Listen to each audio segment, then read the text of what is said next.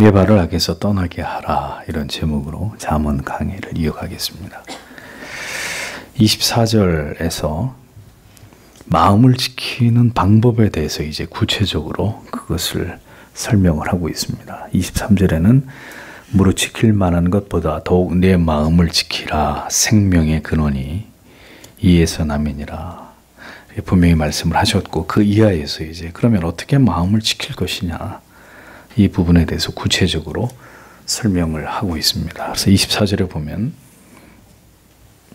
너는 너로부터 입의 삐뚤어짐을 떠나게 하라. 그리고 너는 입술들의 빗나감을 너로부터 멀리하라. 직역을 하면 이런 의미가 됩니다. 입의 삐뚤어짐을 떠나고 입술들의 빗나감을 너로부터 멀리해라, 이런 말씀입니다. 자, 이 말씀을 보면 결국 마음을 지킨다는 것은 우리의 감각기관을 통제하는 것과 불가분의 관계에 있다는 것을 깨닫게 됩니다. 그러니까 마음을 지키는 문제 또한 추상적인 어떤 생각이나 관념에만 머물러 있어서는 안 되고 구체적인 우리의 삶에 결단이 수반되어야 된다라는 사실을 진리가 잘 보여주고 있는 것입니다. 그래서 한글로 괴휼이라고 번역된 단어의 히브리의 원뜻은 왜곡하다, 비뚤어지다, 이런 의미입니다. 또 사곡이라고, 괴휼, 사곡 다 어려운 이 한자 말이잖아요. 사곡이라고 번역된 원문의 의미 역시도 빗나가다, 거역하다, 이런 의미의 단어에서 파생이 됐거든요. 주로 배교나 변지어를 나타낼 때 이 단어가 성경에서 주로 사용이 됐습니다. 그러므로 괴휼과 사곡이란 말은 뭐냐면 진리를 왜곡하고 그리고 배격하는 것을 의미하는데, 곧 그 의미는 우리가 하는 말들이 우리의 마음과 생각에 깊이 영향을 미치게 되고, 마음과 생각은 다시 우리가 하는 말에 영향을 미치게 되므로 우리의 마음을 다스리는 것만으로는 충분하지 않고 우리의 마음과 생각에 표현되는 언어까지도 우리가 올바로 통제할 필요가 있다라는 것을 보여주는 것입니다. 그래서 시편 34편 12절에서 14절에 보면 생명을 사모하고 장수하여 복받기를 원하는 사람이 누구뇨? 내 혀를 악에서 금하며 네 입술을 괴사한 말에서 금할지어다. 악을 버리고 선을 행하며 화평을 찾아 따를지어다, 이렇게 기록이 되어 있습니다. 자, 그러니까 사람의 언어가 그 사람의 마음과 정신과 사상을 담고 있다는 의미는 여러분들이 모두 알고 계시는 바입니다. 그런데 반대로, 그런데 우리가 주로 하는 말이 이번에는 우리의 마음과 정신에, 심지어 우리의 신앙과 경건에까지, 우리의 믿음에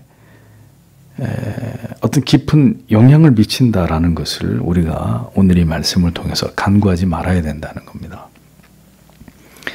언어가 그 사람이 가지고 있는 마음과 사상을 담고 있다. 반대로 그가 주로 하는 말이 그의 마음과 정신에, 그의 믿음에까지 깊이 영향을 미친다. 성경이 이렇게 우리에게 가르칩니다. 자, 그러니까 괴휼과 사곡이라는 말의 의미가 불신앙이나 혹은 신앙의 의심이나 회의적인 표현을 자주 하는 이런 경우를 가리킵니다. 그래서 여러분, 믿음을, 하나님의 말씀을 잘 수용하고, 그리고 언제나 그 하나님의 말씀에 대해서 깊이 있게 이 주제를 가지고 이런 이제 말씀을 나누고 이런 주제를 다루는 이런 사람이 아니라, 항상 자기가 교회를 다니면서도 어떤 회의적이고 항상 이렇게 의심하고 또 불신앙적인 이런 표현을 주로 하는 이런 사람들의 경우, 그런 분들의 언어를 잘 관찰해 보세요. 그러니까 믿음이 뿌리 내리지 못하고 계속 교회를 다니면서도 회의적이고 불신앙적이고 부정적이고 비판적이고, 이런 경우들을 잘 관찰해 보면 그 언어 자체가 불신앙적인 언어를 자주 사용한다는 겁니다. 의심과 회의를 품는 표현들을 자주 사용한다는 거죠. 스스로 끊임없이 믿음을 거부하거나 하나님에 대해서 불신앙적이고 성경에 대해서 회의적인 이런 말들이 어떤 사람들의 언어의 대부분을 차지하는 이런 경우들이 있다는 거죠. 그러니까 믿음을 갖기 위한 진지하고 성경적이고 긍정적인 표현보다는 언제든 마치 믿고 싶은 마음이 전혀 없는 사람처럼, 믿고자 하는 마음이 전혀 없는 사람처럼 불신앙적이고 진리를 거부하고 부정적이고 반항적인 이런 표현들로 일관하는 경우들을 본단 말입니다. 결국 그렇게 진리를 계속 왜곡하고 믿음에 대해서 저항하고 거역하는 말들을 일삼을 경우 오늘 성경이 말씀합니다. 그것이 결국 신앙적인 생명을 불어넣고 그 영원한 생명으로 충만하게 하는 그 마음을 채우는 일을 결정적으로 회방하는 요소가 된다라고 말씀하는 것입니다.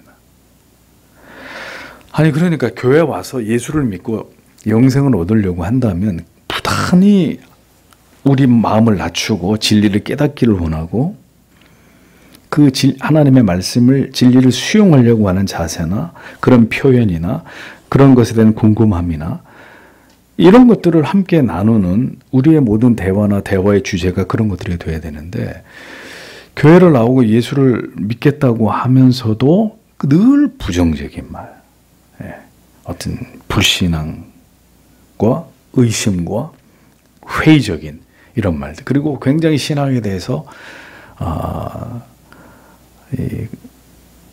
알 수 없는 어떤 거부감, 반항심, 저항감. 그러니까 여러분 이 언어부터 바꾸지 않으면 우리가 마음을 지킨다. 그리고 하나님이 주신 지혜와 그 지혜의 생명력으로 충만한 삶을 살아간다. 불가능한 일이 된다는 겁니다. 마음을 지키고 참된 생명에 이르고 마음과 육체가 모두 강건하기를 원한다면 우리가 어떤 말을 주로 사용하고 있는지에 대해서 깊이 생각해 볼 필요가 분명히 있는 것입니다. 우리의 입술에서 진리를 거스리는 말을 하고 불신앙적이고 부정적인 말들을 우리가 분명히 오늘 말씀을 통해서 보더라도 멀리 해야 되는 거죠. 멀리. 그게 우리의 마음을 지키는 지름길입니다. 우리의 마음을 확고한 하나님의 말씀과 절대적 신뢰로 그리고 성경이 우리에게 주는 약속에 대한 소망으로 우리의 마음을 충만하게 하고 우리의 마음을 스스로 힘들게 하지 않는 첩경이 된다는 겁니다. 가나안에 대해서 부정적인 정탐의 결과를 말한 자들 어떻게 됐습니까? 한 명도 축복의 땅에 들어가지 못했잖아요. 의심의 말, 원망의 말. 하나님이 살아있다면 왜 나에게? 전혀 신앙적인 말이 아니에요. 이런 말들을 입술에서부터 멀리하는 것으로 우리의 마음과 영혼을 지키는 지혜가 반드시 필요하다는 것을 잠언이 말씀하고 있는 것입니다. 언제나 하나님께서 행하시고 반드시 그 뜻이 우리 안에서 이루어진다. 이것을 믿고 고백하고 소망하는 말들 하나님이 하십니다. 하나님의 때가 옵니다. 하나님의 역사가 나타납니다. 이 모든 과정이 지나갈 때 하나님이 우리에게 선한 뜻을 이루실 것입니다. 지금은 인내가 필요한 때이지 절망하거나 낙심하거나 그렇게 하나님을 원망할 때가 아닙니다. 똑같은 말을 해도 우리가 하나님의 말씀과 그 언약에 입각해서 이런 말들을 해야 된다는 겁니다. 그것이 뭐다? 우리의 마음을 지키는 길이다. 언제나 하나님이 행하신다. 그 뜻이 우리 안에서 이루어진다. 그분은 선한 목자가 되신다. 우리에게 더 큰 믿음과 은혜 주실 것을 기대하면서 마음을 굳게 지키는 언어의 습관을 성도는 반드시 배양해야 합니다. 그래서 여러분들이 하나님과 멀어져서 여러 가지 영적인 침체나 혹은 어려움 가운데 있다가 하나님이 은혜를 회복시키면서 깨닫게 하고 회개할 때 제일 많이 회개하는 게 뭐예요? 우리가 입술로 지은 죄부터 회개하잖아요. 우리가 하나님 원망했습니다. 하나님에 대해서 의심했습니다. 우리 입에서 불평, 불만을 얘기했습니다. 사람들에 대해서 저주하는 말을 하고 그렇게 되는 겁니다. 우리가 은혜로부터 멀어지면 우리 입술이 죄를 짓기 시작하는 거죠. 그리고 은혜가 회복되면 입술로 지은 죄부터 제일 먼저 회개하는 거예요. 그래서 그만큼 우리의 마음을 지키는, 우리의 영혼을 지키는 일에 있어서 우리가 우리의 입술에서 어떤 말들을 사용할 것이냐 하는 문제도 신자가 깊이 고민해 봐야 될 이런 주제다라는 것을 분명히 여러분들이 이해하셔야 됩니다. 다음은 25절을 보면 너의 눈들이 똑바로 보게 할 것이다. 그리고 너의 속눈썹들이 내 앞에 곧게 할 것이다 라고 기록되어 있습니다. 자, 말에 이어서 다음에는 보는 것에 대한 말씀입니다. 이것이 분명히 마음을 지키는 일과 상관관계가 있다는 것을 여러분들이 염두하시면서 말씀을 들으셔야 됩니다. 모든 부정적인 말을 멀리해야 되듯이 눈으로 보는 것에 있어서도 진실만을, 진리만을 직시할 것을 성경이 우리에게 말씀합니다. 이것이 마음을 지키는 일에 매우 중요하다는 겁니다. 바로 보다라는 의미는 전면을 집중해서 바라보는 거, 주시하는 거예요. 그러니까 오직 전면에 있는 대상에 대해서만 흔들림 없이 시선을 고정하는 것을 가리킵니다. 경주하는 말이 옆에 있는 말을 바라보지 않고 눈을 가려서 자기 라인만 집중해서 꼬린 지점까지 전력 질주하도록 눈을 가려놓은 것처럼 옆을 바라보지 않는 거예요.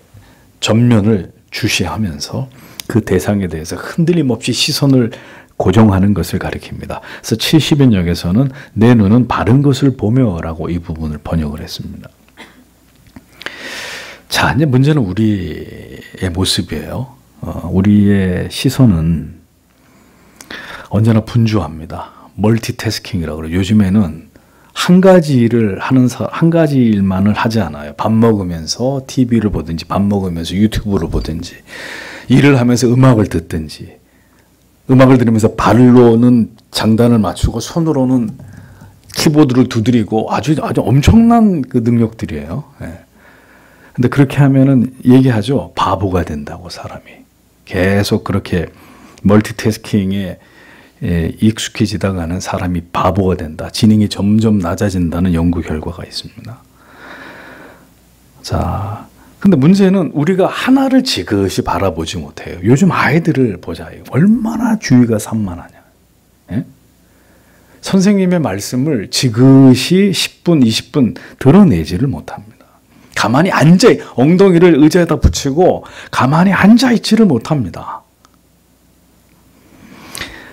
우리의 시선은 언제나 분주하고 한 곳에 고정하지 못하고 쉼없이 다른 대상을 향해 우리의 시선이 이탈된단 말이죠. 항상 다른 것들을 바라보고자 하는 유혹을 이기지 못합니다. 신령하고 영적인 것만을 사모하지 못하고 때때로 육적인 말초적 즐거움을 추구하는 대상에게 자주 우리의 시선을 잃어버릴 때가 너무 많이 있다는 거죠. 왜? 세상이 너무 화려하니까. 자, 그렇게 되면 이제 마음이 나뉘어지기 시작합니다. 마음이 하나여야 되는데, 마음이 한 방으로 이루어져야 되는데 마음에 여러 방들이 생기기 시작합니다. 이 히브리적으로 설명하는 거예요. 마음 안에 여러 방이 생기게 되고 우리가 탐하고 욕심하는 대상들이 그 방마다 하나씩 다 차지하게 되는 거죠. 마음이 분리돼 버리는 거죠. 다 마음에 수많은 방들이 생기는 거예요. 오직 하나님께로 고정되어 있어야 될 마음이 단 하나의 공간이 여러 나뉘어지게 되고, 그것은 곧 우리의 마음을 흔들어 놓고 때로는 혼란과 근심과 탐욕의 노예가 되도록 만들어 버립니다. 이것이 마음을 지키지 못할 때 일어나는 결과입니다. 마음 안에 수십 가지, 수백 가지의 방이 만들어지고 마음이 다 쪼개져 버리는 이런 결과를 피할 수 없게 되는 거죠. 사랑하는 단 한 사람만을 바라보고 마음에 품을 때 그 사랑을 지킬 수 있는 거죠. 한 남자를 사랑하고 있으면서도 다른 남자들을 열심히 기웃거리고 있거나, 한 여자만을 사랑한다고 하면서도 이 여자 저 여자 수도 없이 다른 이성들을 기웃거리고 있다면 그 사랑을 지킬 수 있겠습니까? 불가능한 이야기죠. 우리가 바라보는 대상은 오직 한 분이어야 하고 그 하나님을 향한 마음을 언제나 굳게 지키는 자들이 되어야 합니다. 마귀가 그걸 알기 때문에 그 마음이 그것을 향하지 못하도록 그 마음이 수없이 나뉘어지게 만드는 일들을 끊임없이 신자 안에서 사탄은 획책하는 것입니다. 마음이 하나로 모아져야 여기서 힘이 나오는데, 여기서 믿음이 나오고 그 믿음이 더 강화되는데 마음이 계속 찢어지게 만드는 거예요. 아무 힘도 쓸 수 없도록. 그러니까 그 마음이 다른 것으로 대체될 때 우리 마음은 하나님께로부터 신속하게 떠나서 우상을 숭배하고 세상의 죄악된 것들을 쫓아 은혜로부터 결국 멀어지게 되더라는 것입니다. 그래서 안목의 정욕을 제어해야 된다라는 거죠. 우리가 오늘도 여러분 오늘 하루가 거의 다 지나가고 있습니다. 오늘 하루도 주로 내가 무엇을 보았는가 체크해 보시란 말이죠. 오늘 하루 종일 많은 것들을 보셨죠? 근데 뭘 그렇게 주로 보셨느냐 이거죠. 여러분들이 주로 보신 게 뭐냐 이거죠. 이 문제를 언제나 감시하고 감독해야 된다는 겁니다. 왜? 내 마음을 지키려면. 주님을 향한 내 삶의 그 경건을 지키려면 오늘도 내가 내 눈으로 도대체 뭐를 하루 종일 이렇게 수백 가지, 수천 가지를 봤을 텐데 난 뭘 하루 종일 보았느냐 이거죠. 하나님을 경외하는 지혜로운 자는 그 마음을 한 대상에게 고정하고 그것을 바라보고 그 마음을 지켜냅니다. 어리석은 자는 쉼없이 세상의 아름다운 것들을 바라보면서 그 유혹의 대상들의 눈을, 마음을 다 빼앗겨 버립니다. 그런 날들이 수없이 반복된다면 무슨 수로 그 마음을, 그 믿음을 지킵니까? 어불성설이죠. 그래서 사탄이 성도들의 눈을 다 뺏어가 버린 겁니다. 그러니까 눈만 뺏어갔어요. 눈을 뺏어가니까 마음도 뺏어가는 거고 의지도 뺏어가는 거고 다 뺏기는 거죠, 마귀한테. 그리고 주일은 빈 껍데기만 와서 앉아 있는 거예요. 아무것도 이 안에 새겨지거나 심겨져 있지 않은 채로, 뿌리 내리지 않은 채로 또 세상으로 갑니다. 나가면서 또 뭔가를 보고 듣고 하면서 또 그 교회 다니는 불신자들이죠. 마귀는 박수를 치고 있는 겁니다. 열심히 교회 다니라고 등 떠밀어 주는 거죠. 일어나 빨리 교회 가야지. 마귀가 잠을 깨워주는 빨리 교회 가라고. 그럼 교회 가나 마나 똑같은 거니까. 눈은 영혼의 창문입니다. 이곳으로 들어오는 것이 영혼으로, 마음으로 쏟아져 들어옵니다. 하와가 아담과 더불어 타락하게 된 이후 금단의 열매를 바라본 것에서부터 시작됩니다. 보지를 말았어야죠. 그쪽으로 눈을 돌리질 말았어야죠. 다윗은 아름다운 여인의 모습을 바라보며 음란의 유혹에 무너졌습니다.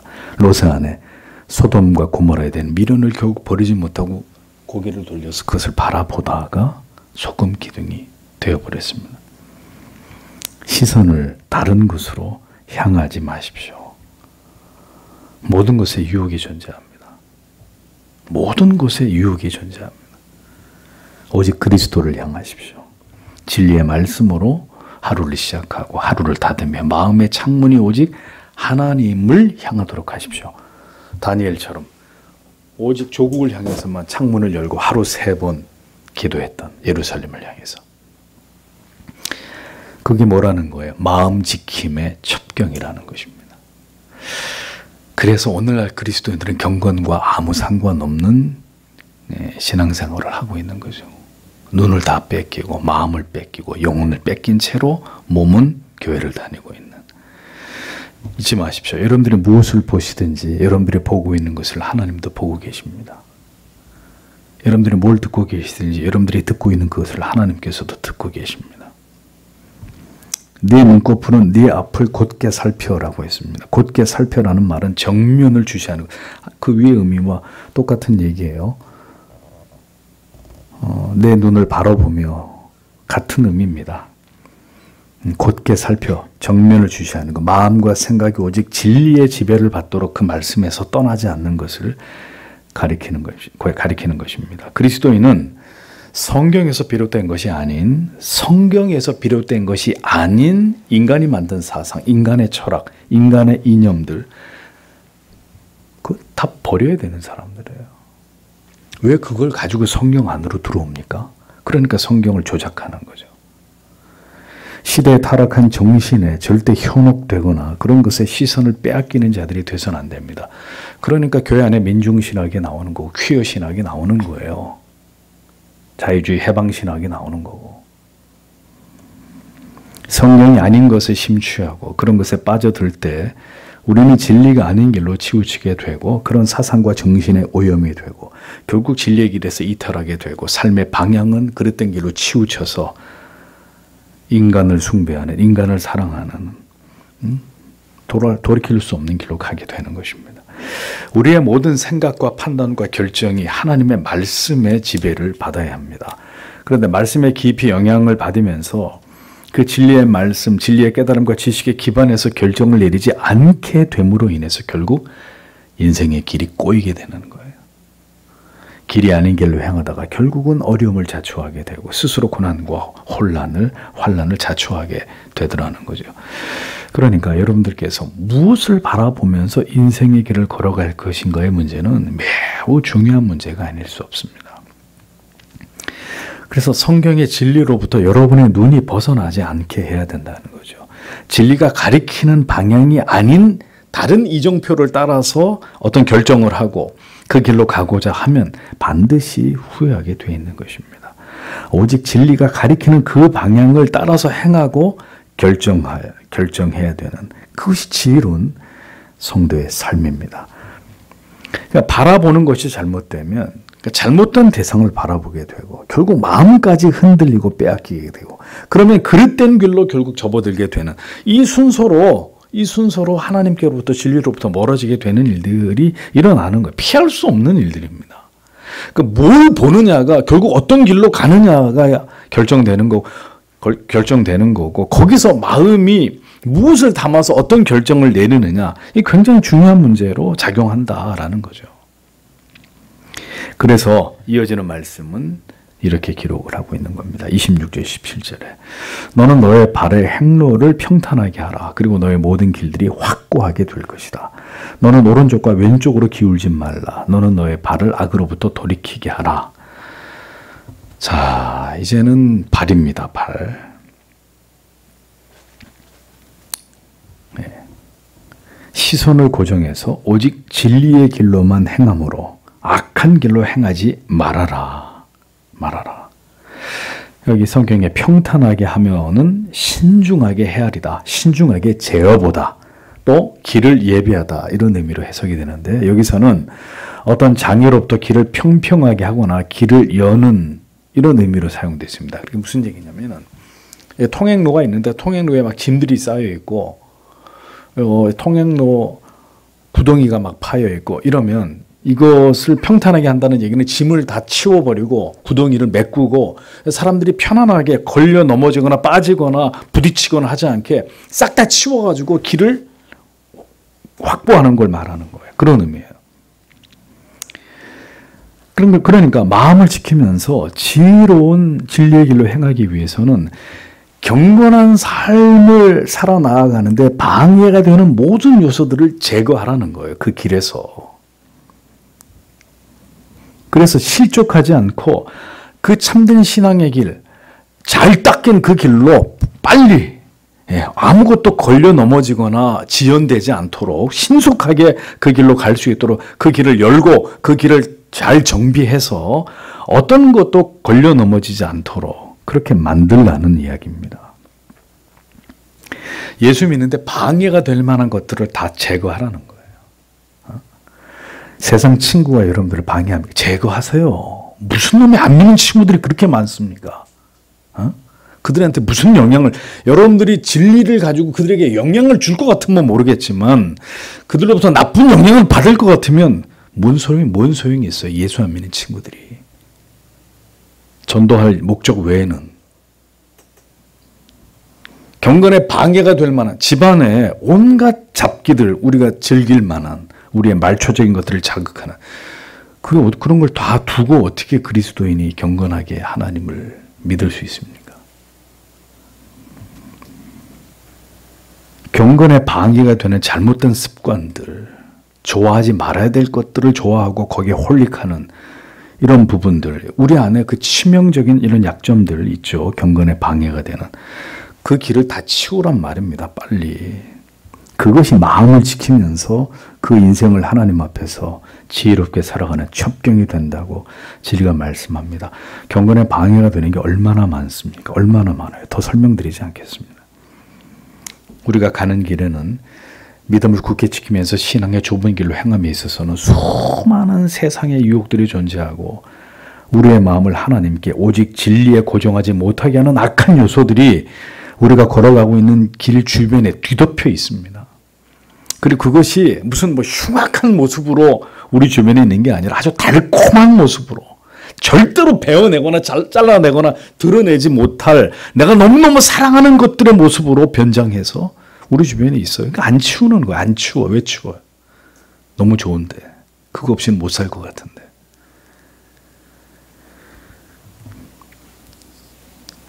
그러니 믿음이 자라지 못해요. 더 뜨거워지지 못해요. 하나님만 바라보지 못하고 많은 것들에 걸려있고 그것들과 함께 같이 가려고 하니까 갈 수가 없는 길이에요. 그 길은. 제자리 걸음하는 거예요. 제자리 걸음만 하면 다행이게 뒤로 점점 미끄러지는 겁니다. 왜 마음을 못 지켜요? 왜 막 흔들려? 왜 맨날 유혹에 빠지고 왜 믿음이 좀 잘하는 것 같다가 미끄러지고 왜 이런 일이 벌어집니까? 말씀을 통해서 잘 살펴보십시오. 내 삶을, 내 영혼의 상태를, 내가 가고 있는 길을, 내 환경을, 내 주변을 잘 면밀히 보시란 말입니다. 뭐가 날 방해하고 있나? 나를 붙잡고 늘어지고 있나? 그런 결단 없이 어떻게 마음을 지켜요? 어떻게 더 믿음이 굳건해지고 소망이 더 뚜렷해지고 어떻게 우리가 하나님이 주시는 생명력으로 충만한 삶을 인생을 우리가 이 땅에서 걸어갑니까? 불가능한 이야기예요. 내 모든 길을 든든히 하라 그랬습니다. 매 순간 우리의 인생의 걸음걸음 그 걸음이 진리가 명하는 것에서 벗어나지 않기를 주의해 든든히 길을 든든히 해가야 됩니다. 갈수록 그 길이 부실해지는 게 아니라 그 길이 든든해져야 되는 거죠. 양심의 소리에 귀 기울이면서 하나님이 기뻐하시고 인정하시는 그 길로 힘써 행하는 자들이 되어야 합니다. 그렇게 하려면 오늘도 성경의 진리를 깨우치고 그 의미를 새기고 그 뜻대로 살아가기를 부단히 기도하는 것으로 영혼의 근육을 단련시켜야 된다. 이거죠. 나이가 들면 잘 부상을 입습니다. 우리 몸이 왜 그래요? 근손실이 일어나니까. 몸이 약해진다. 뼈도 약해지고 근육도 없어지고. 그러니까 삐끗했는데 이게 몇 달 가는 거예요. 뭘 잘못 이렇게 구부렸는데 허리가 삐끗해가지고 그러면은 어떻게 해야 돼요? 나이가 드실수록에 몸을 잘 관리를 해서 근육의 손실을 최소화하고 몸을 유연하게 만들고 이렇게 해야 되잖아요. 그래야 근육이 우리의 몸을 지탱해주고 균형을 잡아주고 부상으로부터 방지할 수 있도록 몸을 보호해주고 근데 그런 거 아무것도 안 해. 그러면은 계속 다치게 되고 부상을 입게 되고 이런 일이 벌어지겠죠. 영혼도 마찬가지입니다. 영혼이 저절로 건강해지고 영혼이 저절로 힘이 있어 저절로 사탄의 유혹을 한 방에 제압하고 물리치 이게 그냥 저절로 되는 일들이냐? 아니라는 이야기입니다. 진리에 즉각 반응하고 죄악에 즉시 돌아서고 우리 영혼이 이렇게 반응할 수 있도록 경건을 훈련하고 언제나 주 안에 거하는 일에 힘써야 한다는 것입니다. 도리가 없는 얘기입니다. 몸도 건강해지려면 노력을 해야 되듯이 영혼도 언제나 이런 모든 우리가 살아가는 삶의 환경에서 죄악의 유혹으로부터 우리 영혼을 디펜스하기 위해선 영혼도 강인해야 되는 거죠. 오래도록 경건을 훈련한 자만이 언제나 말씀과 기도로 자기 영혼을 단련한 사람만이 그 길을 든든히 할 수 있는 것입니다. 어떤 상황에서도 흔들림 없이 하나님이 원하시는 바를 지켜 행하고 그 길로만 가게 되는 거죠. 어떤 사람이 영혼이 단련되어 있는 사람이.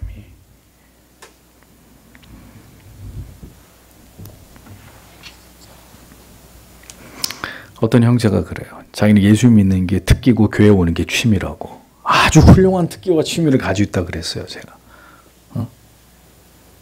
여러분도 그러십니까? 예수 믿는 게 특기고 교회 오는 게 취미십니까?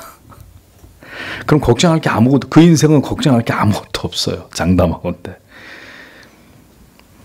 한순간에 세상과 죄와 타협하고 무너지는 일들이 왜 일어나는 것이죠? 한순간에 허리가 팍 꺾여가지고 다시는 못 일어날 만큼 이렇게 부상을 입게 되는 몸이 우리가 기운이 없어서 그럼 영혼도 마찬가지죠. 한순간에 이렇게 무너지는 일들이 왜 일어나느냐? 신앙의 모든 길들이 단단하게 다져져 있지 않기 때문입니다. 확고하게 지킬 것을 지키고 금할 것을 금하고 행할 것을 행하는 이 신앙의 삶, 분명한 원칙을 따라가는 삶이 그동안에 없었기에 교회는 왔다 갔다 했지만 이런 분명한 영혼의 근육이 붙을 만한 이런 트레이닝이 훈련이 전혀 되어 있지 않기 때문에 쉽게 무너지고 흔들리고 주저앉아 버리고 꺾여버리는 거예요. 꺾여버린다고요. 마음을 지키는 것은 진리를 따라 순종하는 삶을 살아온 거룩한 관성에 의한 것입니다. 거룩한 관성에 의한 것이다.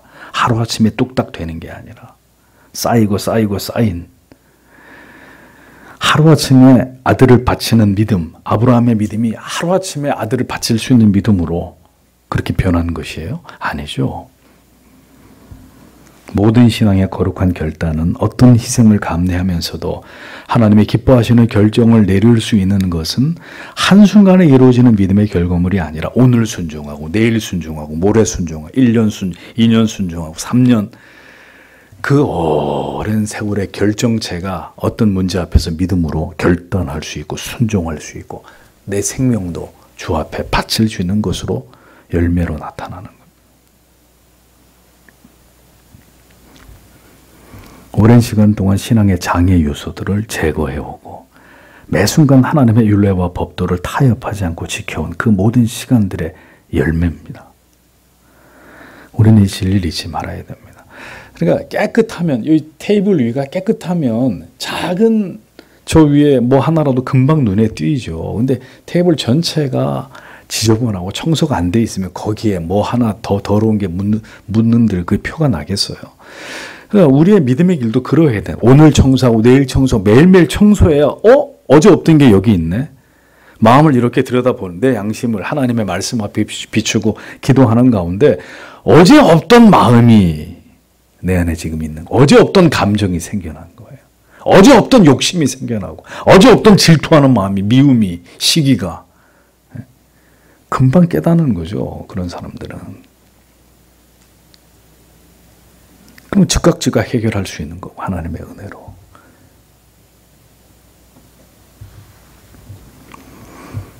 마음을 지키며 우리가 믿음으로 행하는 모든 삶에서 우리는 조금도 다른 쪽으로 다른 방향으로 치우치지 말아야 될 것을 이어서 말씀하고 있습니다. 다수가 옳다고 믿는 길로 가는 게 아니라 시대가 요구하는 유행의 길로 가는 게 아닙니다. 성경의 진리와 교리의 가르침을 따라 기독교의 역사가 우리에게 분명하게 검증하고 교훈하고 있는 그 길에서 벗어나지 않고 그 참된 믿음의 옛 길을 따라 걸어가는 자들이 되셔야 합니다. 모든 것이 바뀌고 변질되고 있고 더 넓어지고 있습니다. 믿음의 길이 점점 더 편하고 쉽고 즐거운 길로 둔갑되고 있습니다. 분명히 성경은 좁은 길이고 찾는 이가 없다 그랬는데 이 집에 앉아서 TV로 예배드리는 세상이 됐어요. 그래도 누가 뭐라 그러지 않나. 결국은 치우치지 말아야 합니다. 다른 말에 귀를 기울이지 말고 진리의 말씀에만 귀를 기울여야 됩니다. 다수의 사람 말 들으면 치우칩니다. 반기독적이고 반성경적인 물질주의, 다원주의, 인본주의에 흔들리면 진리가 말씀하는 올바른 믿음의 길에서 반드시 이탈하게 되어 있습니다. 언제나 우리의 목표는 우리가 가는 길이 악에서 떠나 진리가 말씀하는 바른 길로 행하는 것입니다. 타협하지 않고 변질되지 않은 성경이 말씀하는 그 가치를 따라서 견고하게 믿음의 길을 가야 합니다. 마음을 지키지 못하면 마음이 무너지면 신앙도 무너지게 되어 있습니다. 물론 택하심을 입은 백성들은 하나님이 그 영혼과 마음을 반드시 붙들어 주십니다. 시편 37편 23, 24절에 여호와께서 사람의 걸음을 정하시고 그 길을 기뻐하시나니 저는 넘어지나 아주 엎드러지지 아니함은 여호와께서 손으로 붙드심이로다. 그러니까 성도는 넘어지지만 하나님이 다시 붙들어 이렇게 세웁니다. 분명히 성경이 약속하고 있습니다. 그러면 우리는 마음을 지키고 지혜의 길로 행하기 위해서 그럼 우리는 뒷짐지고 아무 노력도 안 해도 되는 것이냐? 넘어지면 하나님이 이렇게 세운다 그랬으니까. 성경은 절대로 그렇게 말씀하고 있지 않습니다. 단련해야 되는 것은 다시 말합니다.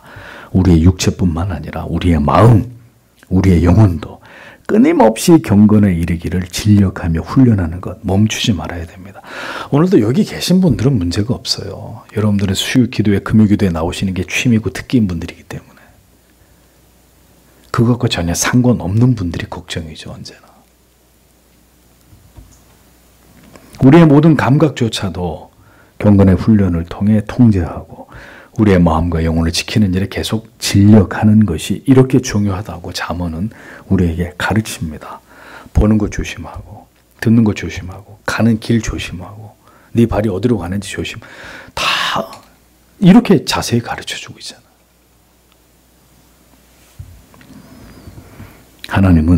하나님께서는요, 자기의 마음과 영혼을 지키고자 하는 자를 지켜주십니다. 잊어버리지 마십시오. 마음대로 자기 마음을 세속의 죄악된 유혹에 열어주고 마음대로 죄가 들고 나게 하는 그런 자의 마음을 하나님이 지켜주실 이유가 전혀 없으신 것입니다.